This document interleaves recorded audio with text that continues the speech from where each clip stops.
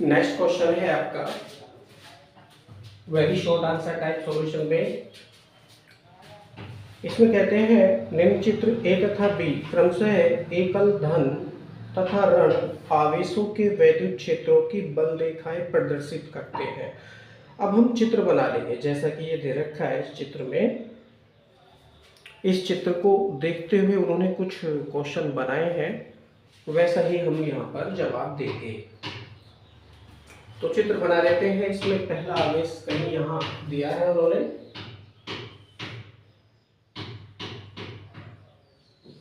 और ये कैसा आवेश है जी? प्लस आवेश है, ये धन आवेश है। इससे कुछ दूरी पर ऋण आवेश है, तो ऋण आवेश बना लेंगे।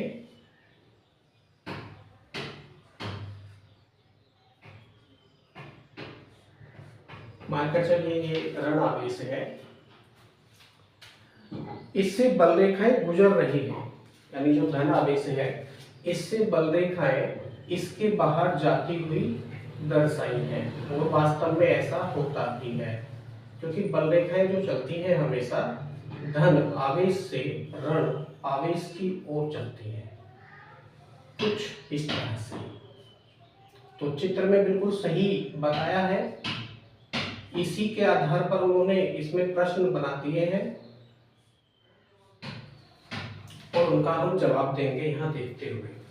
अब जो ऋणावेश है, ऋणावेश में को बल रेखाएं जाती हुई प्रतीत होती है, अर्थात इस तरह से।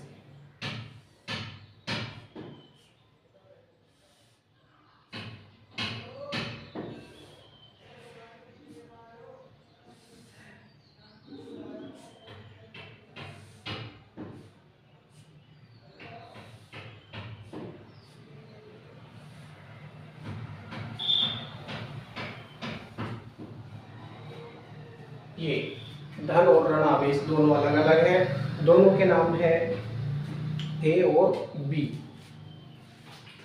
ये आवेश ए है और ये आवेश बी है, या बिंदु आवेश भी आप कह सकते हो। यह बिंदु आवेश ए है और यह बिंदु आवेश बी है अकॉर्डिंग टू डायग्राम। अब क्या किया है इन्होंने, दो पॉइंट लिए हैं बिंदु आवेश ए में। एक तो पॉइंट लिया है बिंदु पी जो कि धनावेश के ज्यादा नजदीक है, यहां पर मान लीजिए बिंदु पी इन्होंने लिया है, बिंदु पी, और इससे कुछ दूरी पर बिंदु क्यू लिया है इन्होंने। मानकर चलिए ये यहां हो सकता है बिंदु क्यू। ठीक इसी प्रकार से ऋणावेश में भी दो बिंदु हैं, ए व बी। बिंदु ए ऋणावेश के बहुत निकट है और बिंदु बी वहीं ये थोड़ा दूर है, इस तरह से।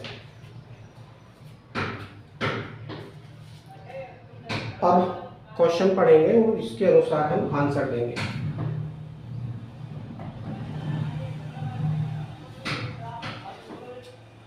इसमें पहला क्वेश्चन है,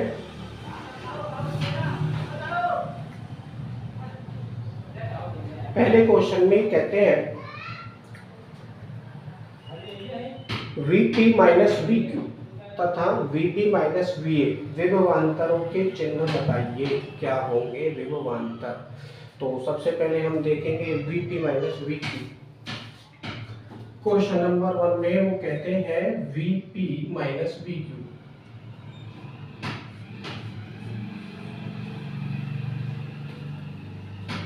और Vp माइनस Va।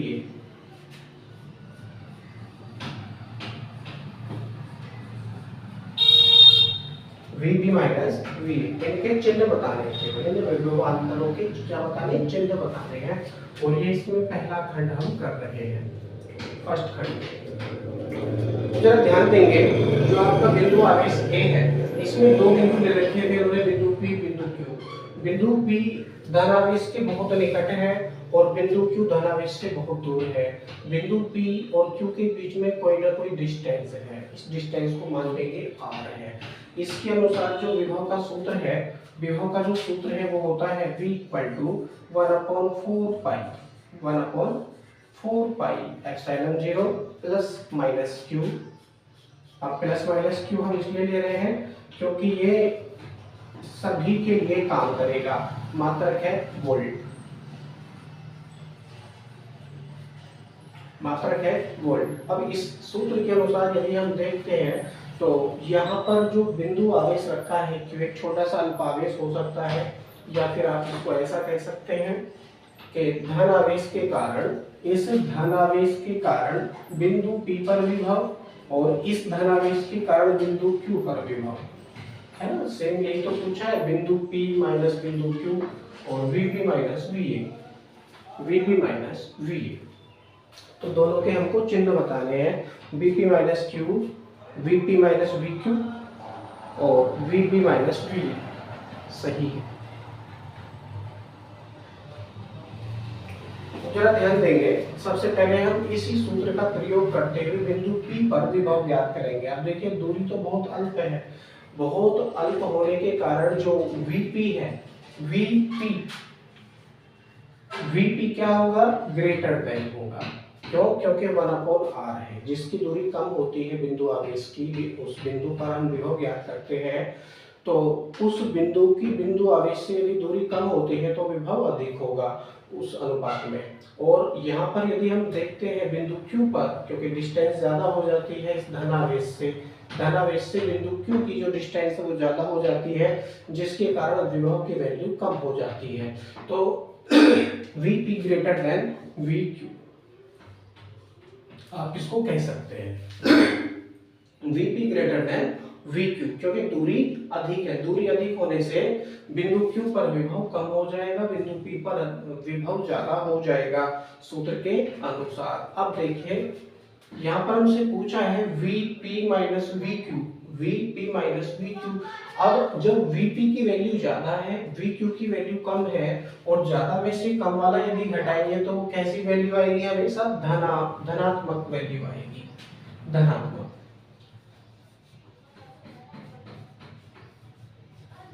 धनात्मक वैल्यू आएगी।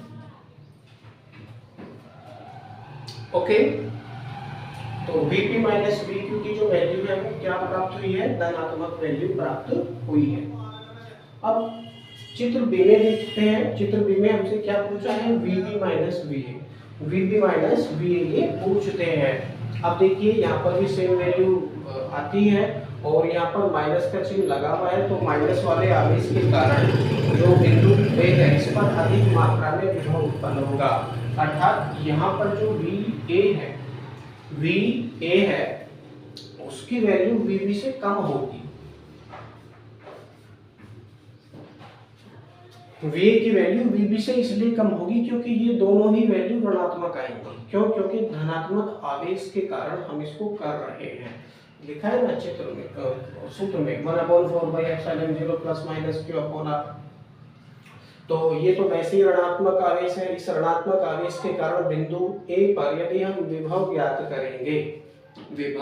करेंगे तो वो माइनस में आएगा। अब इसके अनुसार तो आप देख सकते हैं दूरी कम है तो विभव ज्यादा होगा। क्यों? क्योंकि ये धनात्मक आवेश के कारण हम ज्ञात कर रहे हैं। अब माइनस में ही ये वैल्यू आती है, यानी VA की वैल्यू किसमें आती है, माइनस में आती है। और बिंदु B से इसकी डिस्टेंस ज्यादा हो जाती है, ज्यादा होने के कारण विभव उतना ही कम हो जाएगा, परंतु ये ऋणात्मक रहेगा।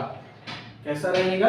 ऋणात्मक। दूरी अधिक होने से विभव कम हो जाता है, इसलिए VA की वैल्यू ज्यादा है VB से।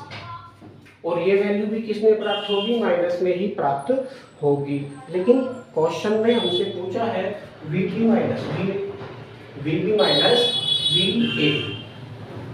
अब यदि हम VB माइनस VA करते हैं, VB माइनस VA यदि हम करते हैं तो ये वैल्यू किसमें प्राप्त होगी, हमको धनात्मक में प्राप्त होगी। क्योंकि जो VB है आपका वो ऑलरेडी ऋणात्मक है और ये वैल्यू धनात्मक हो जाएगी, ये वैल्यू धनात्मक हो जाएगी। ओके, तो अकॉर्डिंग टू द क्वेश्चन ये क्या प्राप्त हुआ हमको, VB माइनस VA ये भी धनात्मक ही प्राप्त होगा। तो दोनों की ही वैल्यू कैसी है, धनात्मक ही हमको प्राप्त होंगी, Vb माइनस Va।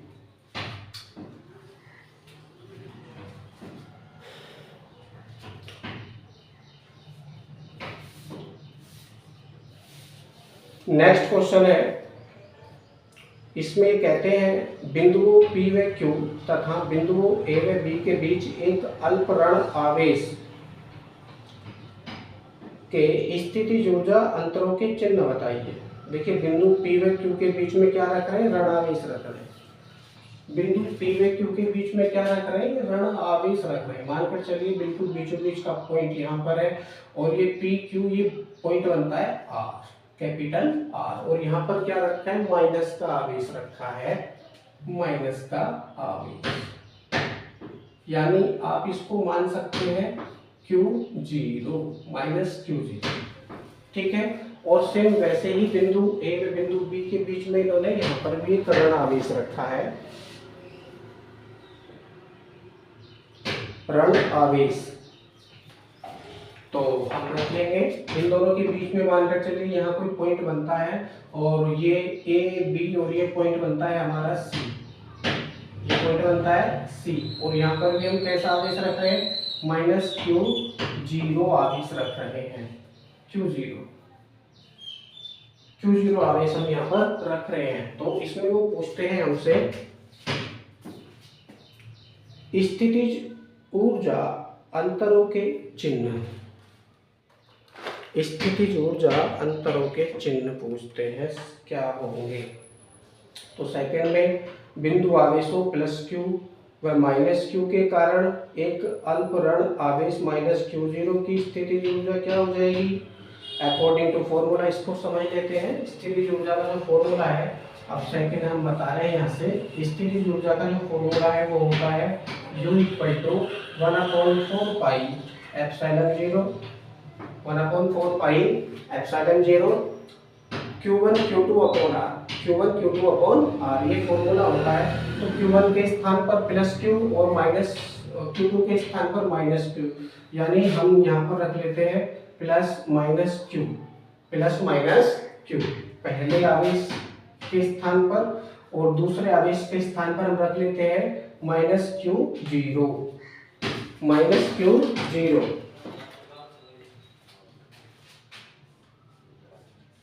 कुछ इस तरह से अपोन में क्या रहेगा R, क्योंकि दोनों ही आवेशों के बीच में कोई ना कोई डिस्टेंस तो अवश्य रहेगी। अब हम इस सूत्र के अनुसार देखते हैं कि बिंदु P व Q पर स्थितिज ऊर्जाओं में क्या अंतर आएगा। अब देखिए ये तो आवेश ऋणात्मक है और चिन्ह सहित वैल्यू रखी जाएगी, तो UB minus UA, UP minus UA कह लो या बिंदु UP कह लो, ये दोनों कैसे होंगे, ऋणात्मक होंगे। UP माइनस UQ,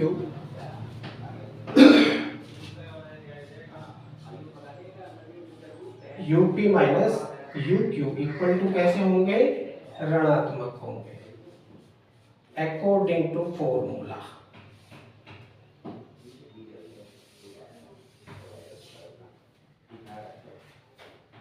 क्यों, क्योंकि ये धन आवेश है और बीच में जो इनके रखा है ये ऋण आवेश है। यदि सूत्र का प्रयोग करेंगे, Q1 के स्थान पर प्लस Q रखेंगे और Q2 के स्थान पर माइनस Q रखेंगे, दोनों का मल्टीप्लाई करेंगे तो ये वैल्यू माइनस में प्राप्त होगी, ठीक है। इसलिए UP माइनस UK क्या आ जाएगा, ऋणात्मक आ जाएगा। नेक्स्ट में पूछते हैं ये दूसरे वाले चित्र में UA माइनस UB, तो UA माइनस UB, अब देखिए यहाँ पर ये तो पहले से ही ऋणावेश है और इसके बीच में भी एक ऋणावेश लग जाता है बिंदु A और B के बीच में। तो इसी सूत्र का प्रयोग करते हुए Q1 के स्थान पर माइनस Q रहेगा और Q2 के स्थान पर माइनस Q0 रहेगा। कैलकुलेशन करेंगे, माइनस से माइनस का गुणा होगा तो कैसा होगा, वो पॉजिटिव हो जाएगा, ठीक है। इसलिए ये UA माइनस UB क्या होगा, धनात्मक होगा।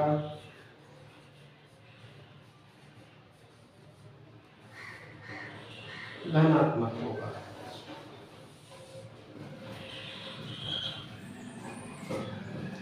ये आपका सोल्व हो चुका है। नेक्स्ट क्वेश्चन है, इसमें कहते हैं कि एक अल्प धन आवेश को बिंदु Q से P तक चलाने में वैद्युत क्षेत्र द्वारा किए गए कार्य का चिन्ह बताइए क्या होगा। एक अल्प धन आवेश को बिंदु Q से P, बिंदु Q से P एक धन आवेश ले रहे हैं, ये मानकर चलिए वो आवेश प्लस का Q0 लेते हैं और इस आवेश को कहाँ चला रहे हैं, बिंदु P की तरफ लेकर आते हैं। अब जरा ध्यान देंगे, ये बीच में जो रखा है आवेश ये भी धनात्मक है। अब ये बीच में से जो रखा आवेश था ये हटा देते हैं, क्योंकि ये सेकंड क्वेश्चन में पूछा था और ये हमने बता दिया है, अब इसकी हमको कोई आवश्यकता नहीं है। ठीक है, कंफ्यूज ना हो इसलिए। अब ये केवल क्या कर रहे हैं, ये बिंदु Q है, ये बिंदु P है, तो ये जो धन आवेश चल रहा है बाहर से प्लस Q0, यह है सबसे पहले बिंदु Q पर आएगा, Q से इसकी यात्रा शुरू होगी बिंदु P की तरफ। अब जरा ध्यान देंगे, कूलॉम का नियम हमने बताया था, कूलॉम के नियम के अनुसार F = 1/4 pi epsilon 0 Q1 Q2/r², ये होता है कूलॉम का नियम, मात्रक होता है इसका न्यूटन। तो जैसे ही दो बराबर समान प्रकार के आवेश, यानी ये भी प्लस है और ये भी प्लस है, परस्पर पास पास आते हैं तो उनके मध्य कैसा बल लगेगा, प्रतिकर्षण का, प्रतिकर्षण। तो यहाँ पर सेम यही प्रक्रिया लागू हो रही है, प्रतिकर्षण बल यहाँ पर लगेगा।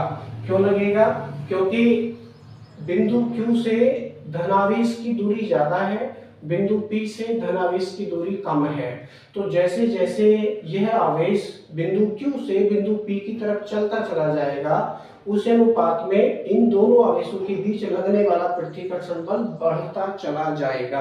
क्यों बढ़ता चला जाएगा, क्योंकि F प्रोपोर्शनल 1/r²। ये किसके नियम का प्रयोग कर रहे हैं, कूलॉम के नियम का प्रयोग कर रहे हैं, कूलॉम के नियम का प्रयोग कर रहे हैं। इसके अनुसार क्या होता है, F प्रोपोर्शनल 1/r², दोनों आवेशों के बीच लगने वाला प्रतिकर्षण बल है। ठीक है जी। अब इस बल के विरुद्ध, क्योंकि जैसे जैसे प्लस Q0 आवेश इस धन आवेश के नजदीक आता जाएगा, उसी के अनुसार यह प्रतिकर्षण बल भी बढ़ता चला जाएगा, बढ़ता चला जाएगा, बढ़ता चला जाएगा। अब इस प्रतिकर्षण बल के विरुद्ध बाह्यकर्ता को कार्य करना पड़ेगा, जो कि धनात्मक होगा, बाह्यकर्ता को कार्य करना पड़ेगा। अब जब बाहर से कोई कर्ता कार्य करेगा तो वो कैसा होगा, धनात्मक होगा, धनात्मक होगा। परंतु बल रेखाएं गुजर रही है, निकल रही है, तो यहाँ से क्या बन रहा है, वैद्युत क्षेत्र भी उत्पन्न हो रहा है, वैद्युत क्षेत्र भी उत्पन्न हो रहा है। ई वेक्टर करके मैंने इसको शो किया है। वैद्युत क्षेत्र के द्वारा यह कार्य ऋणात्मक माना जाएगा, समझ गए। देखिए, बाह्यकर्ता के द्वारा धनात्मक कार्य किया जाएगा, परंतु यही कार्य यदि वैद्युत क्षेत्र के द्वारा देखें तो ऋणात्मक प्राप्त होगा, क्योंकि वैद्युत क्षेत्र के द्वारा कोई कार्य यहाँ पर किया ही नहीं जाएगा। यह कार्य धनात्मक था किसी कर्ता के कारण, ठीक है, और स्टोर हो जाएगा वैद्युत क्षेत्र में ऋणात्मक रूप में। तो जो थर्ड आंसर है, मैं थर्ड आंसर यहाँ लिख रहा हूँ। थर्ड आंसर, धन आवेश को बिंदु Q से P तक क्षेत्र के विरुद्ध चलाने में बाह्यकर्ता द्वारा धनात्मक कार्य किया जाएगा, अर्थात क्षेत्र द्वारा किया गया कार्य ऋणात्मक होगा, या वैद्युत क्षेत्र द्वारा किया गया कार्य कैसा होगा, ऋणात्मक होगा, ऋणात्मक। क्योंकि भैया साइंस है, यहाँ पे अपने आप कुछ भी नहीं होता है, ऋणात्मक। यदि कोई घटना घटती है तो उसके पीछे कोई ना कोई कारण अवश्य होता है। बहुत प्रकृति में बहुत सारी ऐसी अभी रहस्य है जिनको विज्ञान अभी सुलझा नहीं पाया है, बहुत सारी चीजें, तो कोई ना कोई कारण अवश्य होता है, तो यह कार्य ऋणात्मक होगा। 4 क्वेश्चन में पूछते हैं, एक अल्प ऋण आवेश को बिंदु बी से ए तक चलाने में बाह्यकर्ता द्वारा किए गए कार्य का चिन्ह बताइए। कैसा होगा?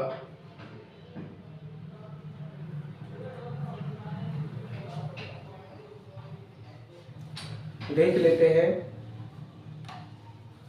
अब देखिए चित्र में जो बिंदु सी है इसको हम हटा देते हैं, इसकी हमको कोई आवश्यकता नहीं है। ये जो माइनस का Q0 था इसकी हमको कोई आवश्यकता नहीं रह गई। अब हम इसको यहाँ समझ लेते हैं। वो इस क्वेश्चन में कह रहे हैं कि एक अल्प ऋण आवेश को बिंदु बी से ए तक, ऋण आवेश, अल्प ऋण आवेश लिया है उन्होंने, माइनस Q0 आवेश को मान लीजिए। यह आवेश कहाँ चल रहा है जी? यह आवेश कहाँ चल रहा है? बिंदु बी से ए की ओर चल रहा है, बिंदु बी से ए की ओर, माइनस Q0 तक का गलत है, माइनस Q0 सिंपल बनाइए। तो जो बात हमारी यहाँ लागू हुई थी धन आवेश में, वही बात हमारी यहाँ पर भी लागू होगी। समझ रहे? वही बात हमारे यहाँ पर भी लागू होगी। सीधा सीधा क्वेश्चन में पूछा गया है कि एक अल्प ऋण आवेश को बिंदु बी से ए तक चलाने में बाह्यकर्ता द्वारा किए गए कार्य का चिन्ह बताइए कि चिन्ह कैसा होगा बाह्यकर्ता। आप देखिए ये भी ऋण आवेश है और जो हम प्रैक्टिकल में ले रहे हैं वो भी ऋण आवेश है। जब दोनों पास पास आएंगे तो दोनों के मध्य यहाँ भी कैसा बल लगेगा? प्रतिकर्षण का। प्रतिकर्षण यानी दूर हटाने का प्रयास करेंगे, लेकिन बाह्यकर्ता में इतनी सामर्थ्य है कि इस प्रतिकर्षण बल के विरुद्ध इतना बल लगाता है कि ये जो आवेश Q0 है चलकर बिंदु बी पर आ जाता है, बिंदु बी से ए तक आ जाता है। ठीक है? किसके विरुद्ध? प्रतिकर्षण बल के विरुद्ध। तो प्रतिकर्षण बल के विरुद्ध बाह्यकर्ता के द्वारा किया गया कार्य धनात्मक होगा, यानी उसने मेहनत की। जो 4 आंसर है आपका वो धनात्मक होगा।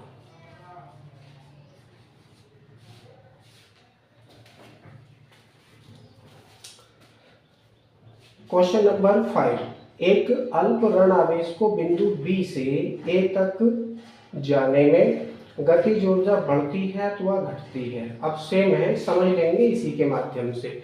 बिंदु बी से ए तक कौन सा आवेश है? ऋण आवेश ले रहे हैं। तो मानकर चलिए ये मैं 5वां क्वेश्चन यहाँ बता देता हूँ। 5वां क्वेश्चन, अब ये बिल्कुल स्वतंत्र है, बिंदु बी पर आ जाता है। ये माइनस Q0 आवेश जो ऋणात्मक हमने लिया है प्रैक्टिकल करने के लिए, बिंदु बी पर आ जाता है। अब देखेंगे बिंदु बी से ऋण आवेश की दूरी अधिक है, बिंदु बी से ऋण आवेश की दूरी अधिक है। अब इनकी स्थिति ऊर्जा हम देख लेते हैं क्या क्या होंगी। स्थिति ऊर्जा हमने देखी है, तो जो UB है, UB वो कैसा होगा? वो धनात्मक होगा। UB सॉरी छोटा रहेगा UA से, UB छोटा है UA से। तो इस तरह से हमको ये लाइन प्राप्त होगी यहाँ से। क्यों? क्योंकि बिंदु बी से ऋण आवेश की दूरी अधिक है, और जब दूरी अधिक हो जाती है तो वहां पर क्या है? स्थितिज ऊर्जा कम हो जाती है। अब बिंदु ए पर ये आवेश चलता चलता आ जाता है बाह्यकर्ता के द्वारा बिंदु ए। अब बिंदु ए से ऋण आवेश की जो दूरी है वो कैसी हो जाती है? कम हो जाती है, जिसके कारण बिंदु ए पर स्थितिज ऊर्जा उतनी ही कम हो जाती है। ठीक है जी, सीधा सा मतलब इसका ये हो जाता है। तो स्थितिज ऊर्जा क्या हो रही है? बढ़ रही है। स्थितिज ऊर्जा बढ़ रही है, सॉरी हाँ, स्थितिज ऊर्जा बढ़ रही है। उसी अनुपात में गतिज ऊर्जा घटेगी, क्योंकि कार्य ऊर्जा प्रमेय होती है। एक प्रकार की ऊर्जा यदि कम होती है तो दूसरे प्रकार की ऊर्जा उतने ही रूप में उत्पन्न हो जाती है। सीधा सा इसका ये मतलब हो गया। तो क्या हो रहा है यहाँ पर? बिंदु बी पर स्थितिज ऊर्जा कम है, बिंदु ए पर स्थितिज ऊर्जा अधिक है। इसका मतलब ये हुआ कि जैसे जैसे ये ऋण आवेश बिंदु बी से ए की ओर चलेगा या ए से और आगे जाएगा, तो इस यात्रा में स्थितिज ऊर्जा बढ़ेगी, स्थितिज ऊर्जा बढ़ेगी। और जब स्थितिज ऊर्जा बढ़ेगी तो इन दोनों आवेशों के कारण लगने वाला प्रतिकर्षण बल कार्य ज्यादा करेगा, जिसके कारण गतिज ऊर्जा उसी अनुपात में कम हो जाएगी। ये कारण भी बताना है कि क्यों घटेगी। कि साहब इसलिए घटेगी क्योंकि दोनों आवेशों के मध्य यहाँ पर प्रतिकर्षण बल लग रहा है। जैसे जैसे, क्योंकि कूलॉम का नियम हमने बताया था, F प्रोपोर्शनल 1/r²। दूरी अगर कम हो जाएगी तो उसी अनुपात में प्रतिकर्षण बल भी अधिक हो जाएगा, और दूरी बढ़ेगी तो प्रतिकर्षण बल उसी अनुपात में कम हो जाएगा। तो जब ये प्रतिकर्षण बल बहुत अधिक हो जाएगा, बहुत अधिक हो जाएगा, तो उस स्थिति में हम ये कह सकते हैं कि बाह्य जो आवेश है Q0 एक स्थान पर रुकने का प्रयास करेगा, अब और ज्यादा आगे वो नहीं जा सकता है। तो रुकने का प्रयास का मतलब क्या हुआ कि स्थितिज ऊर्जा बढ़ गई, स्थितिज ऊर्जा बढ़ गई और गतिज ऊर्जा कम हो गई। क्योंकि जब कोई भी वाहन या कोई भी व्यक्ति रुक जाता है तो उसमें स्थितिज ऊर्जा बढ़ जाती है और गतिज ऊर्जा गतिज ऊर्जा जीरो हो जाती है। तो सीधा सा मतलब ये हो गया। अब यहाँ पर जो 5वां क्वेश्चन है मैं यहाँ बता रहा हूँ। 5वें में स्थितिज ऊर्जा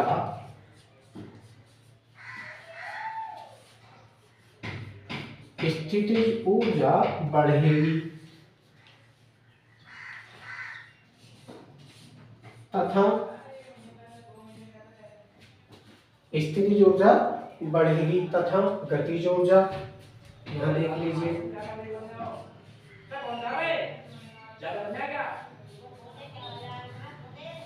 गतिज ऊर्जा उसी अनुपात में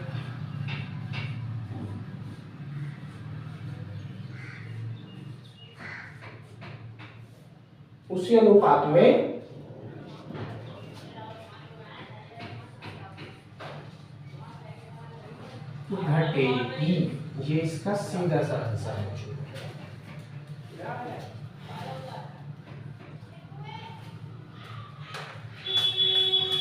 काफी इंटरेस्टिंग क्वेश्चन था, आई होप आपको समझ में आया होगा।